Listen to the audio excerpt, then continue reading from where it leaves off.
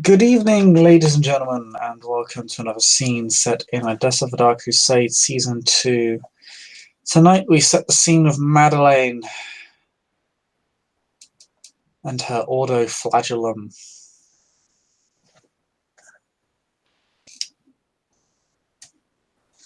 Her followers on the path of pain. True way of sanctity and self-actualization. She has met with him within one of the slums to receive updates on activities happening around the city, how they've been affected, and whether they've been compromised. Yes, Madeline is, for once, in quite a long time, not in armor at this moment. This suits her. She likes it. And, yeah. She's making her way. The two monks, her two sons, as she sees them, her ghouls, are with her. Juno's here as well. Yeah. We'll just get in. There'll be some food served, and she will just welcome her flock, her children, to her. And she will bid them all of them, and give them a hug and a kiss on the cheek, all of them.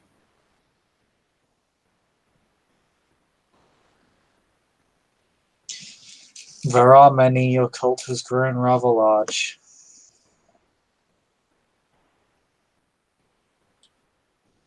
And they all accept their mother's affection. Yeah, she does enjoy spending time with them. These are her fellows. These are people who understand, people who have accepted the wisdom that she follows as well.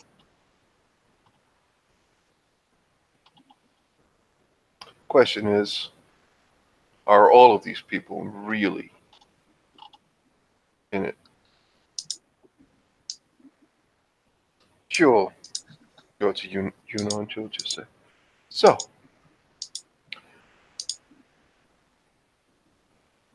I heard certain things, but why don't you explain some of the things you said to me? Our dearest friend Rafik, for instance.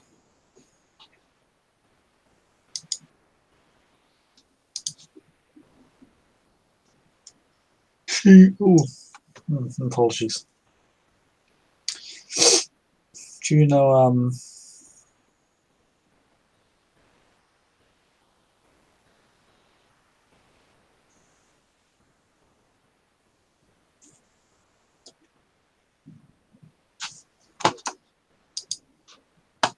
Rafik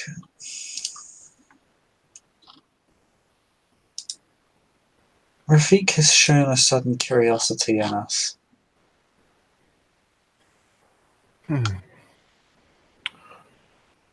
How directly has he asked, I wonder?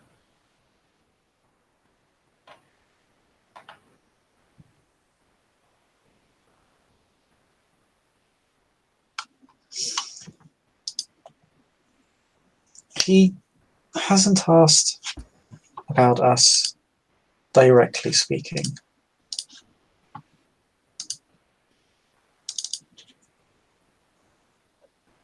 Rather, he's been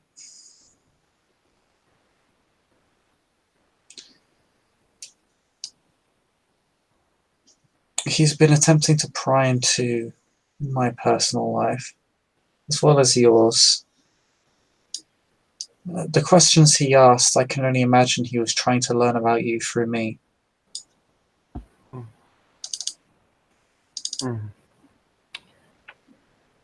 And what has he learned?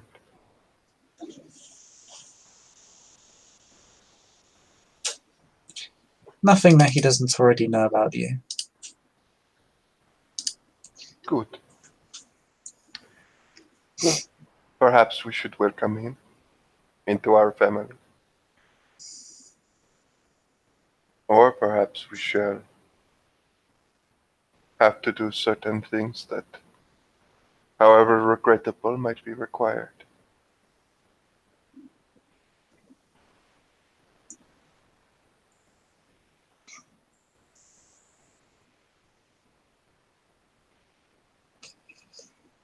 I would never risk your ire nor question your judgment, but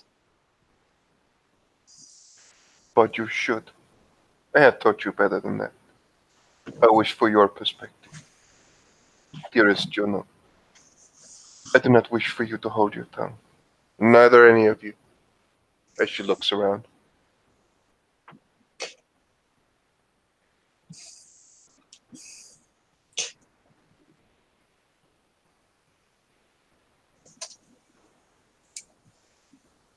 at your urging she will speak frankly.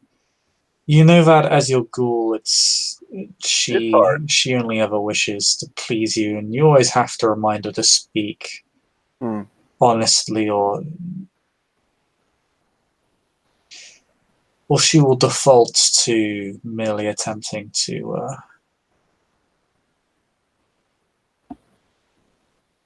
please you as she believes you would like to be pleased.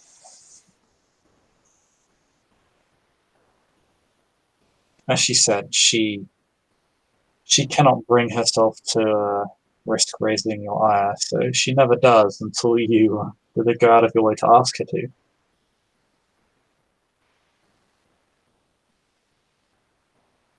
His presence has begun to sicken me. She stops, looks at her.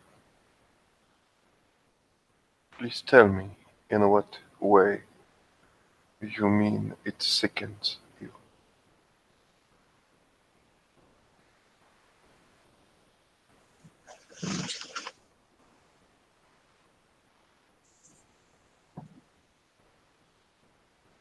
It is difficult to describe. Initially, it was just a man's attitude. He seems to have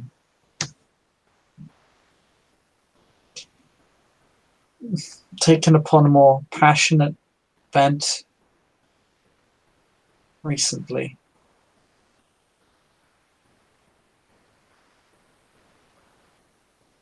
Not just with the small folk of the merchants district or of the slums. He appears to be trying to unite the people into one cohesive whole. He had a very holier than thou attitude about it. Hmm. Was Citalo. he was working through. He never told me their names, but a few intermediaries uh, within the various priesthoods.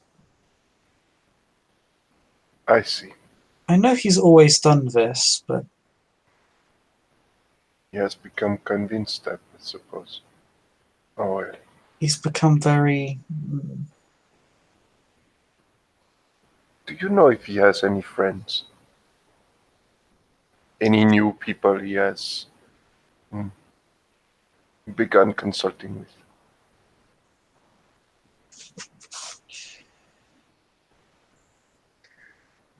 I doubt he is the only one in the city with this newfound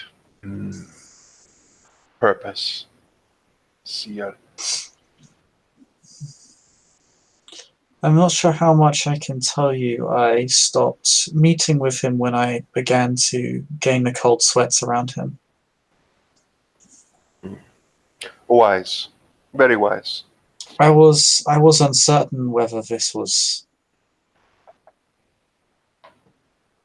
merely another test or or whether it was something I should be cautious of. You Mrs. obviously Smile. understand that she's unsure whether this is a literal test from the mother herself due to the fact that she felt sick, or whether Oh it yeah. was a separate issue. Madeline will smile. Just go over to her. Just put her hands around her face, and she just says, "It is always a test, and you have just passed another one." She kisses her on the cheek.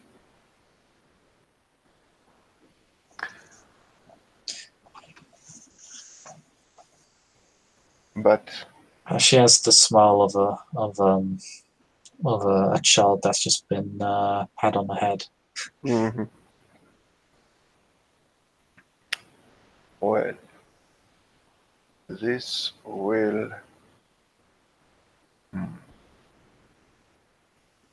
this will require one thing, but more than one thing. She stands there for a moment.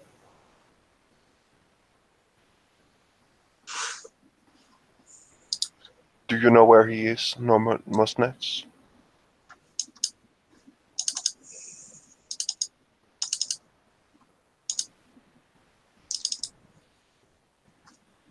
I He frequents many places. He doesn't seem to have a particular pattern, though.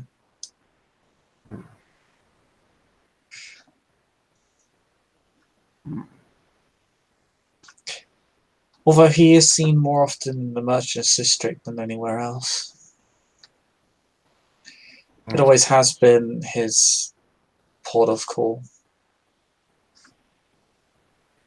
Hmm. Damn it. Usually around the south side, but there's not.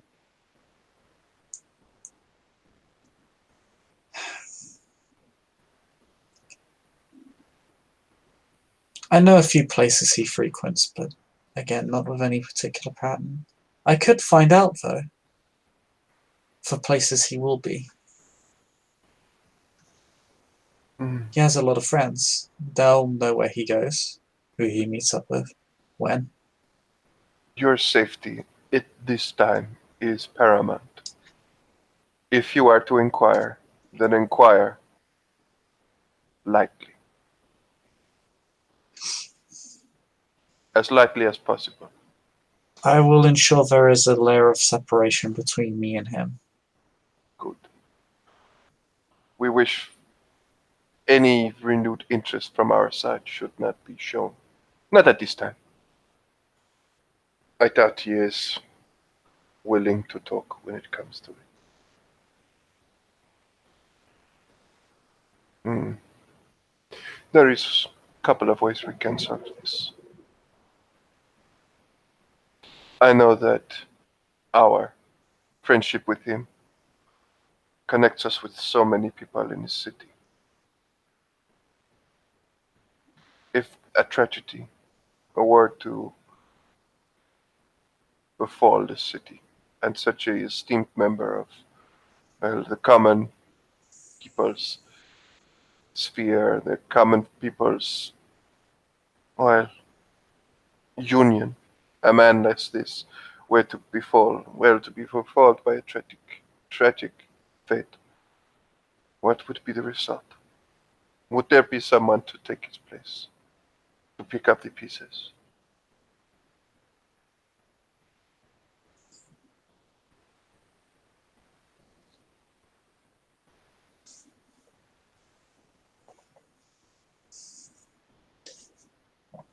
I know of some who share his gravitas and some who possess his outlook, but not both.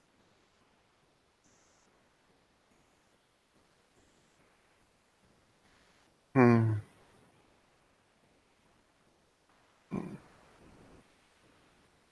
Gravitas, I believe, is more important. Or, at least at the moment.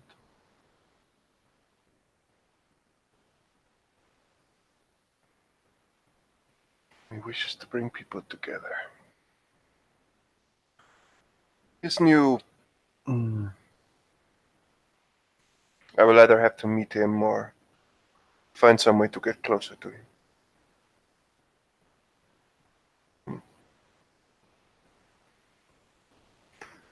But the fact that he is in the merchants' quarters, merchants' district, that potentially complicates matters and makes it a bit more serious.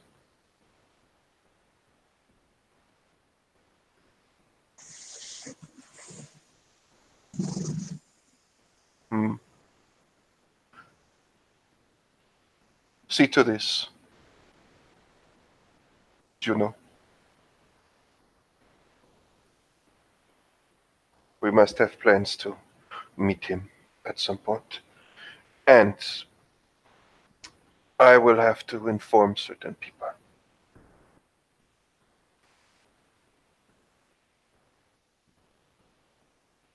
And she will quickly just go over people and just,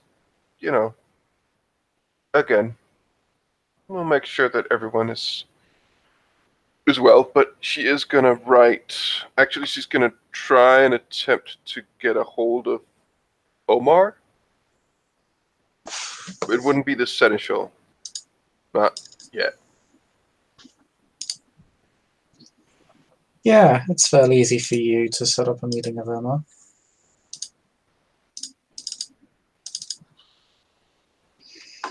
Where do you want to meet him?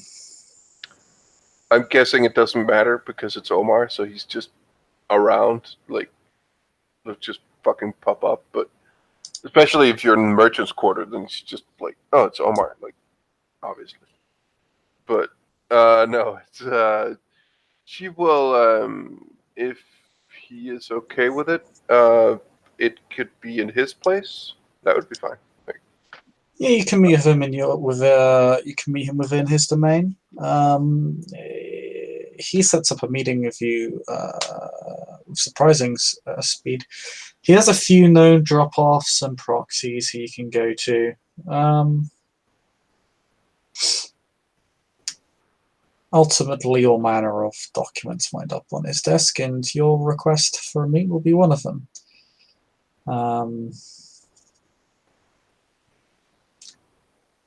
No, he sets it up for a few hours. All right. From this time, so we'll fast forward to that meeting. There's nothing meaningful will happen during the interlude. Just note 3 ag, but other than that, yeah. No, it's fine. Yeah, no, you enter one of Shadid's many businesses, the largest of his emporiums. This one decorating the gem-encrusted mosaic that is the Merchants District.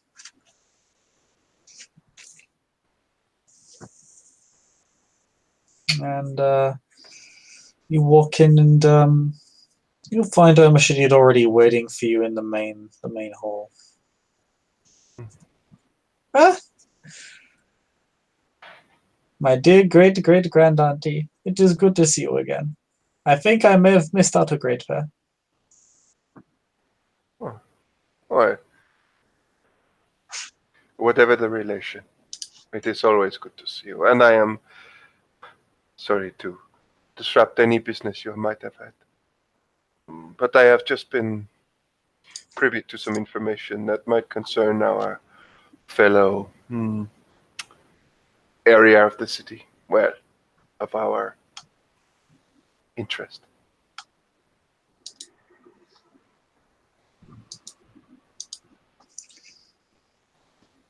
Well, no, switch back to not Shadid. There we go. Shadid back. Well, by all means, please go on. Let me show you to our meeting room. She will gladly escort him. I had it redecorated just for you. And that is so, like you, always so considerate. But you are family, and family always looks out for family. Even if it means repainting the walls. I do believe I owe you a remodeling. At least one.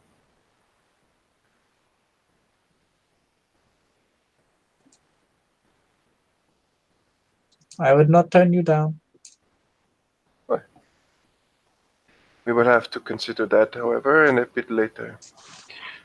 One of my previous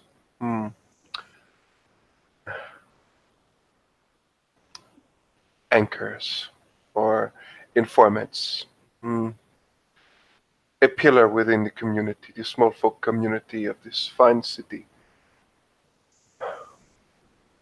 I would not say he was my proxy, but a person that I had the ear of and could influence a lot of people very fast. He was very good friends with my ghoul, but recently he has been more interested in her and especially me through her, while he has begun to make her feel sick in his presence. I believe he has either been persuaded or turned or affected somehow by a hunter. Now, what my ghoul told to me, was that he performs quite well. He is quite active in the merchants district. I felt it pressing to inform you first. The seneschal will be my next next person to inform. But if Oh, we have a hunter, I do believe we have more than that. I do not know if you are, well, you know, of course, that there was a big, great battle between that beast of the witching woman and a few of us. Quite a few of us, actually. oh, I definitely heard. Zoya was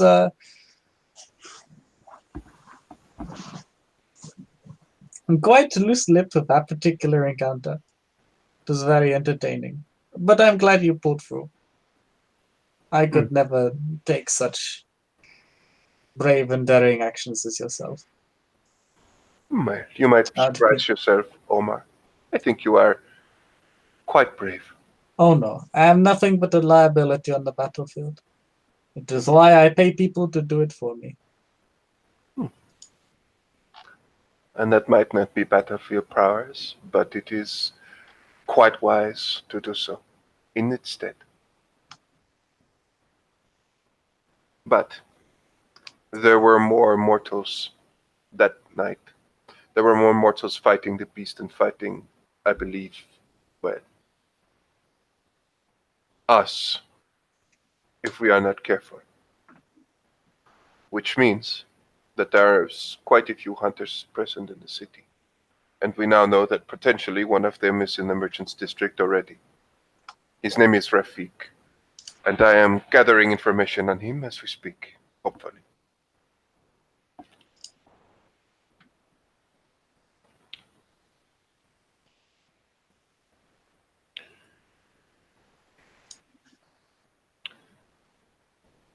If we were to pacify him, I am not quite certain what to do. These hunters might be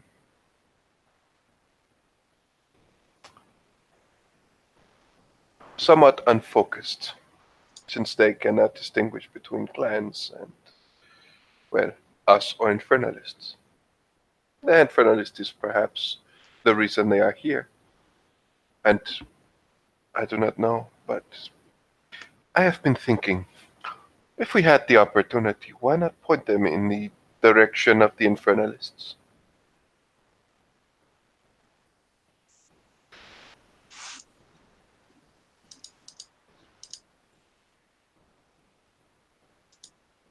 I must say, Lady Madeleine, I am a gambling man, but I do not like playing with fire. Hmm. Neither do I. After all, war breeds much sickness, and it appears we have a little infection that is now spreading.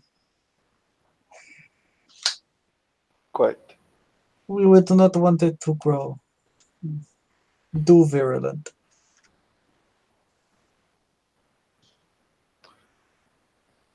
So what do you suggest?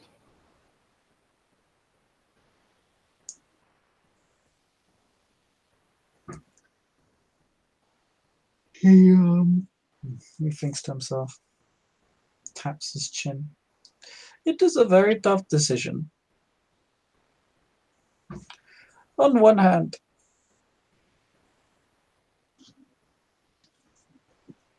Rafik, as you call him, if he were to be discovered to have broken the silence, then he is clearly a threat to what we are.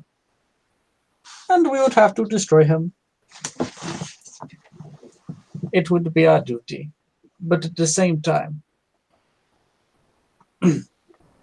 destroying him would likely only gather the attention of more hunters. So, misdirection or deception.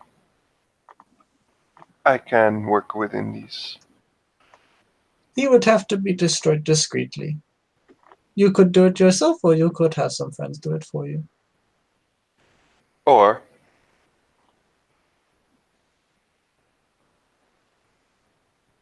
he could be the real target. He could profess to be a hunter, but actually be the monster they seek.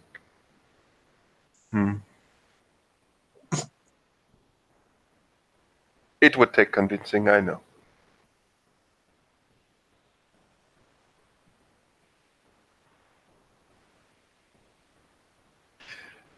You know me well enough.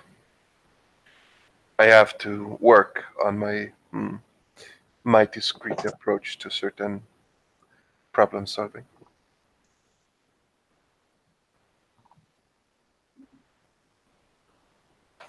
It can be done, but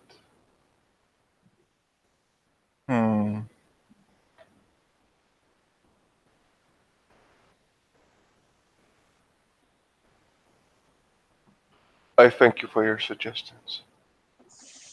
More info. Anytime. Anytime for my great-great-grandaunt. I would personally suggest throwing him in a jail cell. Yes. Quite cozy, comfy. That was... And a long way away from any of those nasty clerics. Oh, well, that is quite true. But it was also what I was suggesting. Making him the monster. Making him a criminal. And then the mortals would have to deal with him, as they do. As you suggest, a jail cell. And he is quite the renowned fellow, even I have heard of this man. Quite the hero of our district. It is a shame to see us fallen so far. But he does tend to get into a lot of fights. As befits a hero's role. All he has to do is punch the wrong man.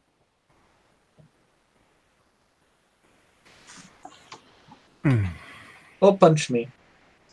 You would not enjoy it if he punched me. Yeah.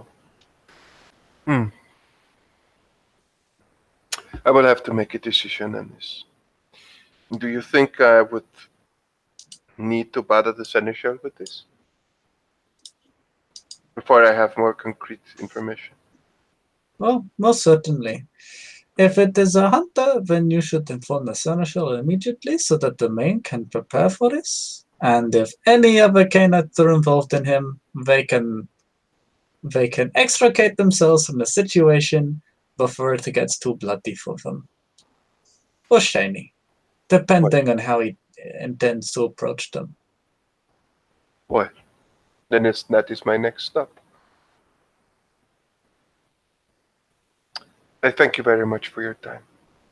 It has been a pleasure as always. And if you ever need any assistance in dealing with these hunter threats, you know where to find me. Oh, I do. He gives you a big smile. She gives him a kiss on the cheek.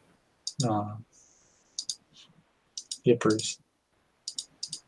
And yeah, she will move and meet her bestest friend. No, I'm pretty sure he's still kind of pissed, but hey. Well, kind of.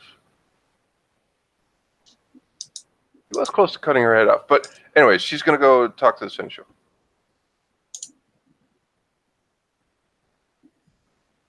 Okay. If it is possible, of course. It is possible, but I think that would actually be a good place to end the scene. Okay. As you inform His Majesty the Seneschal of the developing situation with one of your mortal contacts. Mm-hmm. And the dangers that lie therein. So thank you, player, for playing. Thank you, watchers, for watching, and we'll see you all next time. Goodbye. Thank you. Come again.